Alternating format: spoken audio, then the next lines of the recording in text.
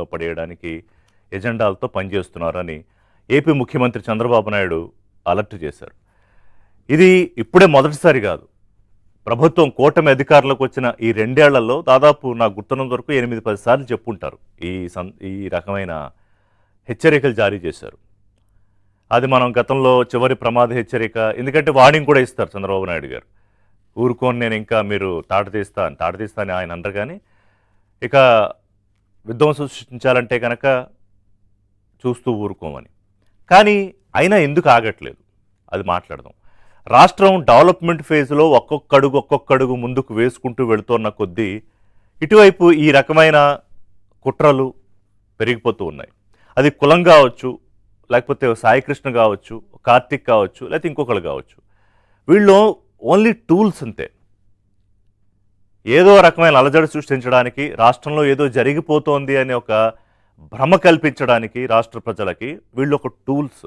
ఎవరికి tools? YCP అధినేత జగన్మోహన్ రెడ్డికి అండ్ కో, ఆయన పార్టీ నాయకులకి. వాళ్ళ మీద నిజంగా ప్రేమ ఉండో, లేకపోతే వాళ్ళకి ఏదో మంచి చేయాలనో ఆ ఉద్దేశంతో కాదు. చెయ్యాలంటే వాళ్ళ అధికారంలో ఉన్నప్పుడే చేసేవారు కదా. సో ఇవాళ ఏదో ఒక రకమైన అన్రెస్ట్ క్రియేట్ చేసి రాష్ట్రంలో అలజడి సృష్టించే ప్రయత్నం చేయడమే ప్రధానమైన ఎజెండా.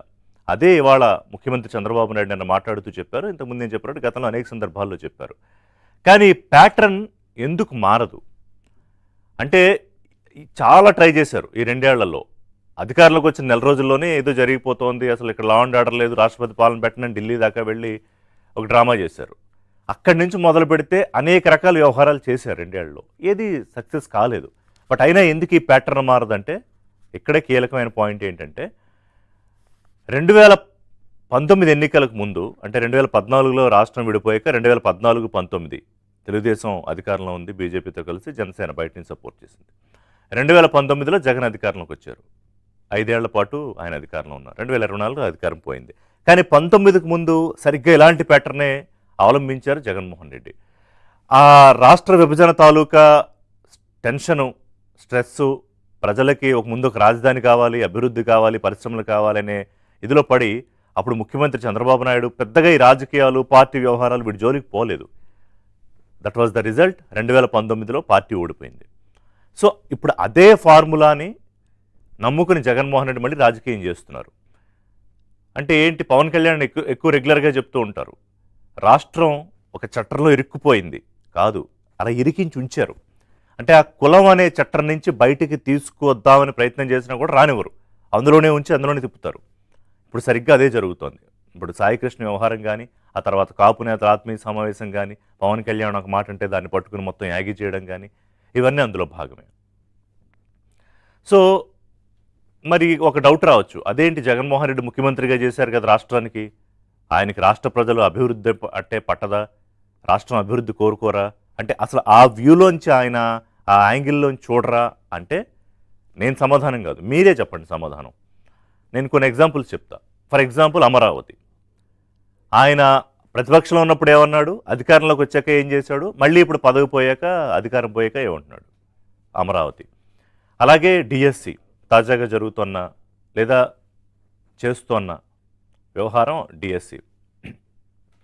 రాజధానిలో మహిళల విషయం, లేకపోతే యువతని ఎవరైనా కూడా, ఏ రాష్ట్రంలో అయినా కూడా, మీరు కత్తులతో వేరంగా వాడండి, రప్పారప్ప అని చెయ్యండి, తప్పే ఉంది, కేసులు పెడితే నేను వచ్చాక చూసుకుంటాను, మీ సెల్ ఫోన్స్ని ఆయుధాల్లా గన్లా వాడండి అని ఎవరైనా చెప్తారా? ఏ పార్టీ అధినేత అయినా, లేకపోతే ఒక రాష్ట్ర ముఖ్యమంత్రిగా చేసిన నాయకుడైనా? మరి జగన్ చెప్పారు. నా బాటలో నేను నడుస్తున్న అవినాష్ రెడ్డి, మిథున్ రెడ్డి, ఇంకో రెడ్డి, సోన్స్ వీళ్ళంతా ఎంత ప్రేరణ తీసుకున్నారా నా నుంచి. వాళ్ళందరూ ఆయన వెళ్ళిన చంచల్గూడ జైలుకి వెళ్ళారు కదా. ఇప్పుడు కొంతమంది వెళుతున్నారు, కొంతమంది వెళ్ళే ఇదిలో ఉన్నారు, కొంతమంది బెయిల్ మీద ఉన్నారు.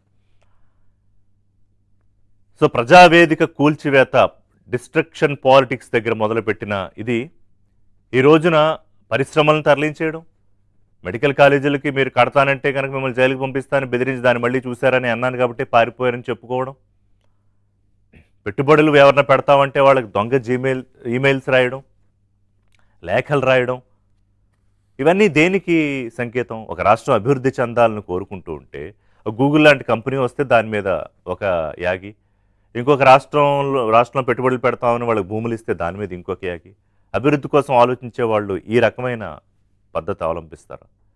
సో అక్కడే క్లియర్గా తెలిసిపోతుంది కదా. మరి అదేంటి, ఆయనకి ఏం కావాలి?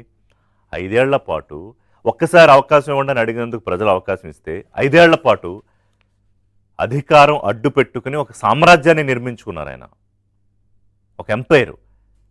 ఆ ఎంపైర్ ఇప్పుడు చేజారిపోతూ ఉంటే అధికారం పోయిన తర్వాత అవన్నీ బయటకు వస్తున్నాయి కదా, స్కామ్లన్నీ. మనం రోజు లిక్కర్ స్కామ్ మాట్లాడుకుంటాం, ల్యాండ్ స్కాము, గనులు, ఇవన్నీ ఉన్నాయి కదా. సో అప్పుడు ఏంటి, ఒక్కోటి బయటపడితే అధికారం పోయింది, ఆ ఎంపైరు పోతే ఇంకేంటి అసలు existence of Jaganmohan Reddy in political view, ఆయన పార్టీ ఎగ్జిస్టెన్సే కోల్పోతే రాజకీయంగా. ఇప్పటికీ 76 ఏళ్ల వయసులో ఎంత యాక్టివ్గా పాలిటిక్స్ చేస్తున్న చంద్రబాబు నాయుడు, రాష్ట్రం కోసం పరితపించే ఆయన, లోకేష్ యువనాయకుడు మంత్రి, పవన్ కళ్యాణ్ జనసేన అధినేత, వీళ్ళ ముగ్గురు కలిసి పైన బీజేపీ. ఏంటప్పుడు జగన్మోహన్ రెడ్డి అసలు రిలవెన్స్ ఏంటి? సరిగ్గా అక్కడే వీళ్ళు మొదలుపెట్టే కాపులను, కులమను, మతమను, ప్రాంతమను రెచ్చగొట్టడమను, లా అండ్ ఆర్డర్, ఇవన్నీ అప్పుడే పిక్చర్లోకి వస్తాయి.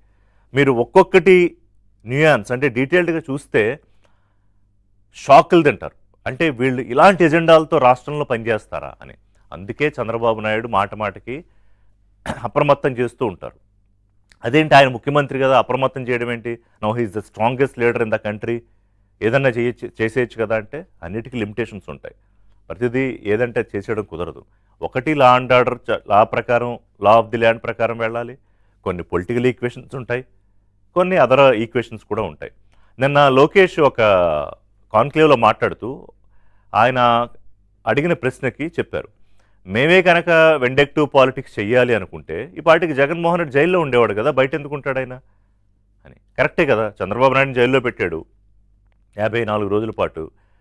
ఇవాళ వీళ్ళు రాగానే మీకు తమిళనాడు రాజకీయాలు గుర్తుంటే కనుక కరుణానిధి జయలలిత ఎవరి పవర్లోకి వస్తే వాళ్ళు అవతల వాళ్ళు జైల్లో ఉండేవాళ్ళు. సో అలాంటి ఒక రాజకీయం చెయ్యాలనుకుంటే వాడికి జగన్మోహన్ రెడ్డి జైల్లో ఉండేవాడు కదా. కానీ మేము చేయాలనుకుంటుంది ఆ రాజకీయం కాదు, ఆ రకమైన పరిపాలన కాదు. బట్ లా అండ్ ఆర్డర్లో తేడాలు వస్తే చట్టం తన పని తాను చేసుకుపోతుంది, అప్పుడు రెడ్ బుక్ పిక్చర్లోకి వస్తుందని మాట్లాడారు. సో ఇవన్నీ జగన్మోహన్ రెడ్డికి తెలియక కాదు, కావాలని తెలిసే దగ్గరికి వెళ్ళేటప్పటికి, అంటే ఎన్నికల సమయానికి వెళ్ళేటప్పటికి ఒక కన్ఫ్యూజన్ క్రియేట్ చేయాలి. అది కులం అవ్వచ్చు, మతం అవ్వచ్చు, ప్రాంతం అవ్వచ్చు, ఇంకోటి అవ్వచ్చు. ఒక గందరగోళంలో పడేయాలి జనాల్ని, దాని నుంచి లబ్ధి పొందాలనేది ఆయన ఎజెండా. మరి ఆ ఎజెండా సక్సెస్ అవుతుందా? సక్సెస్ అవ్వాలి అంటే ఇటువైపు నుంచి తప్పులు జరగాలి. అలాంటి పొరపాట్లు ఏమైనా జరుగుతున్నాయా? మాట్లాడదాం బ్రేక్ తర్వాత, షార్ట్ బ్రేక్.